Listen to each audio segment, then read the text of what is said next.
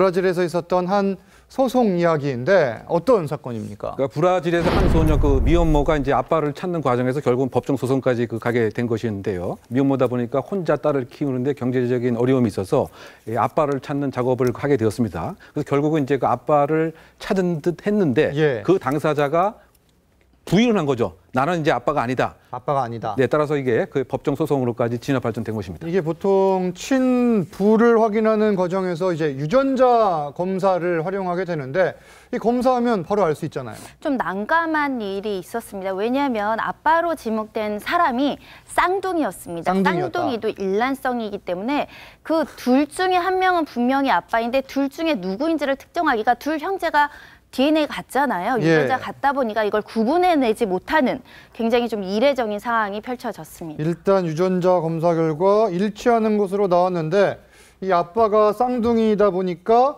둘 중 한 명은 분명히 맞는데 이게 왜 아빠라는 사실을 부인한 겁니까? 그러니까 이게 굉장히 어찌 보면은 어떻게 보면 악질적이라고도 봐야 될까요? 이 사람 중에 한 사람은 이게 분명히 거짓말하고 있는 거잖아요. 그러니까 한 사람은 정확하게 근데 어찌 보면 형제이기 때문에 누가 거짓말을 하고 있는지 또 알 수도 있을 수 서로는 알 수 있어요. 서로도 알 수 있는 그런 상황이지 않습니까? 근데 왜 이렇게 거짓말을 했냐라면 양육비를 안 주려고. 이 법정에서 양육비를 당연히 판결을 내릴 것이기 때문에. 친아빠라면 양육비를 부담하라고 해서 그거를 피하기 위해서 둘 중에 한 사람은 이렇게 거짓말을 자기 딸을 부인하는 그런 걸 하는 거예요. 이게 딸 입장에서는 굉장히 난감하고 또 안타까운 상황인데 이 형제의 과거를 보니까 평소에도 좀 비슷한 문제가 있었다고 해요. 이 형제들이 이렇게 둘이 같이 나쁜 행동을 한 게 이게 처음이 아니었던 겁니다. 그러니까 이 형제들이 평소에도 일란성 쌍둥이가 얼굴이 닮았잖아요. 그러니까 가능한 많은 다수의 여성들과 데이트를 즐기고 이 여성들이 좀 진지한 관계를 원할 때에는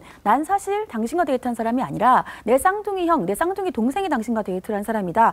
이렇게 발뺌을 하곤 했다는 것이죠. 그래서 판사가 형제들의 이런 나쁜 행동을 크게 문제를 삼았습니다. 판사도 이런 과거의 행적을 문제 삼았다 이건데 그러면 법원 판결은 어떻게 나왔습니까? 일단 판사 굉장히 화를 냈습니다. 분노할 수밖에 없는 상황이고요. 아까 제가 말씀드렸다시피 평소에 그런 형제들의 행동 거지를 지적한 이유는 뭐냐면 판사 입장에서 봤을 때는 사실은 둘 다 거짓말을 하고 있는 것처럼 보였던 것으로 보여요. 그렇지 않습니까? 한 사람은 자기가 딸이 아니라고 거짓말하는 거고 다른 한 사람도 아마 알면서도 그 사실을 좀 묵인해 준 게 아니냐라고 해서 두 사람 다 공의 부담을 하라 나눠서 부담을 하라 그랬고 뭐 부담은 그때 브라질에 어떻게 보면은 최저 임금 기준으로 봤을 때 한 30% 가량 부담을 지었고 거기에 더 나가서 두 사람이 학교 및 의료 비용도 50%씩 나눠서 부담을 하라고 했는데 이게 형사법정이면 설령 사람을 누군가 해쳤더라도 이런 식으로 판결 못 내려요. 근데 민사법정이기 때문에 둘 다 어느 정도의 과실이 있다라는 식으로 해서 이런 식의 판결을 내린 것으로 결국 두 사람 모두 양육비를 부담하게 된 건데